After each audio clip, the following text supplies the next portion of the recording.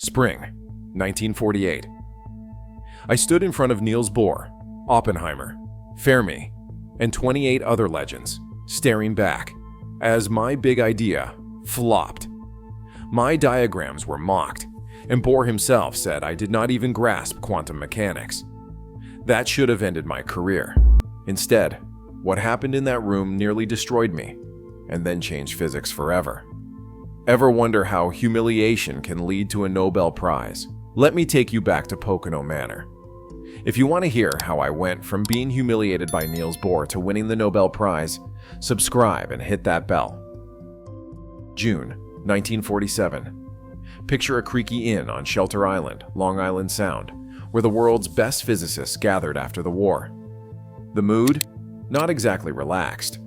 Quantum electrodynamics, QED, was in crisis. Every time we tried to calculate how light and matter interact, the math exploded into infinity. Not just big numbers, literally infinite. If you tried to predict the magnetic moment of the electron or the energy levels of hydrogen, you would get nonsense. Willis Lamb, a quiet genius, had just measured the hydrogen spectrum with such precision that it made our theoretical failures even more embarrassing. The numbers did not match, not even close. After the conference, Hans Bethe, my friend and mentor, got on a train back to Ithaca. He scribbled on an envelope for hours using nothing but a pencil and a little intuition, and managed to explain most of Lamb's results with a rough calculation. Just like that, progress. But the infinities still lurked in the equations, waiting to trip us up again. This was the world I stepped into. On one side, Julian Schwinger at Harvard, the prodigy. He published on quantum physics at 16, always dressed sharp, a Cadillac parked outside, and he delivered lectures so polished that they left everyone in awe. Schwinger was a machine. He could talk for 8 hours straight, every equation perfect, every step justified. His method was formal, airtight, and honestly exhausting. Oppenheimer loved it. The old guard nodded approvingly. Schwinger was the gold standard. Then there was me. 29 Cornell bongo drums in the office, cracking locks for fun. My approach? If Schwinger was a symphony, I was a jazz solo, improvised and messy, but sometimes, just sometimes, it worked. I did not wear suits. I did not have a Cadillac. I had intuition and a stubborn belief that if the math got too ugly, maybe we were asking the wrong question. The stage was set. 2 styles, 2 solutions, 1 problem. Make sense of QED before experiment left us in the dust. And with the next big conference looming in the Pocono Mountains, the pressure was on. If you're enjoying this, tap that like button. It helps more people discover these hidden moments in physics. There is a special kind of dread that hits when you follow an act like Schwinger's. Imagine 8 hours of flawless mathematics, every symbol in its place, the audience hypnotized. Then suddenly it is my turn. I walk up, chalk in hand, and instead of equations, I start drawing these odd little doodles, lines for electrons, squiggles for photons, arrows going backward in time. My so-called Feynman diagrams. I tried to show how you could predict the same Lamb shift, the same G-factor, but with pictures instead of pages of math. I thought maybe, just maybe, I would crack the code wide open for everyone. The room did not see it that way. Paul Dirac, who could stare through you like a bored sphinx, raised his hand and asked, "Is it unitary?" I froze. Unitary? My brain scrambled for the right words. I mumbled about probabilities adding up to 1, but I could see the confusion spreading. Then someone, maybe Paulie, asked if my method allowed 3 electrons in the same orbital. I said yes, because in my approach, you sum over all possible histories. Instantly, a sharp gasp swept the room. You would think I had just claimed the sunrises in the West. The Pauli exclusion principle, broken by a Brooklyn kid with a piece of chalk. And that is when Niels Bohr, the Grandmaster himself, stood up. He walked over, stood right next to me, and in his heavy Danish accent mumbled something about how I had forgotten the uncertainty principle. He thought my diagrams meant I was drawing real particle paths, not symbols. The audience shifted in their seats. I tried to explain, but the words tangled. The talk fizzled out. I could feel the temperature drop. Schwinger was the hero. I was the kid who had brought a bongo drum to a chess match. Still with me? Subscribe so you don't miss what happens next.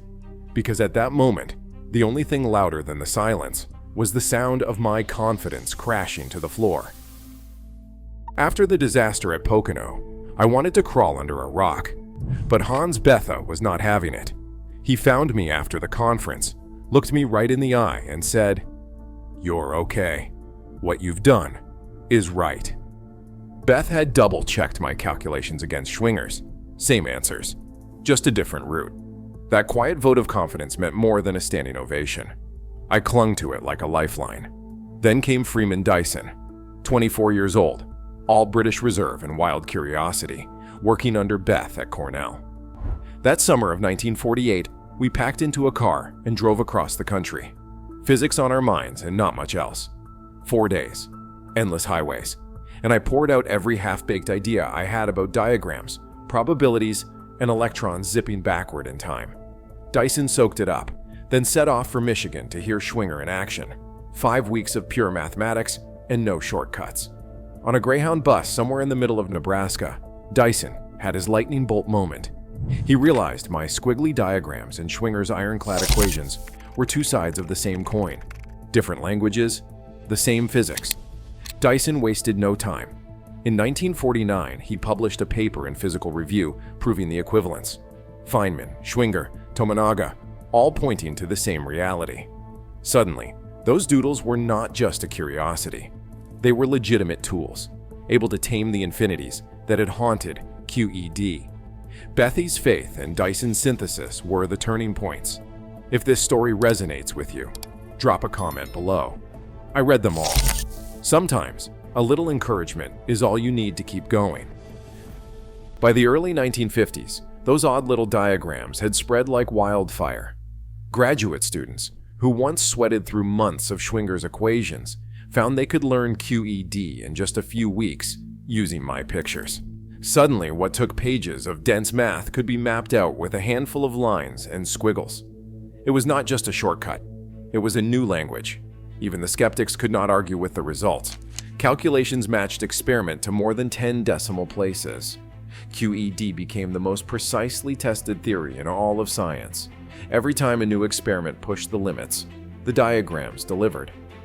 But this was not a solo act. Across the Pacific, Shinichiro Tominaga had cracked the same problem from a different angle. He had worked in isolation, cut off by war, yet landed on a solution that fit perfectly with Schwinger's and mine. In 1965, the Nobel Prize Committee called all three of us to Stockholm. Schwinger, Tominaga, and me. 3 paths, 1 answer. I had gone from the kid who got laughed off the stage to sharing physics' highest honor. The real proof was not a medal, though. It was the way those diagrams rewired the brains of a whole generation. Frank Wilczek, who won the Nobel Prize in 2004, put it simply: Feynman diagrams are a vital tool, and without them, the theory would be much harder to use. That is not just flattery, it is the truth. The calculations that once seemed impossible became routine. Particle physics, quantum field theory, even the discovery of the Higgs boson. None of it would look the same without a few squiggly lines on a page. Check out my video about 35 hours in an isolation tank. Link right here. Today, every quantum physics textbook includes my Feynman diagrams. Once ridiculed, now indispensable. When new ideas feel out of place, remember, even the most established minds can be wrong. The future of science still depends on those who are willing to be misunderstood. What breakthrough are you brave enough to defend?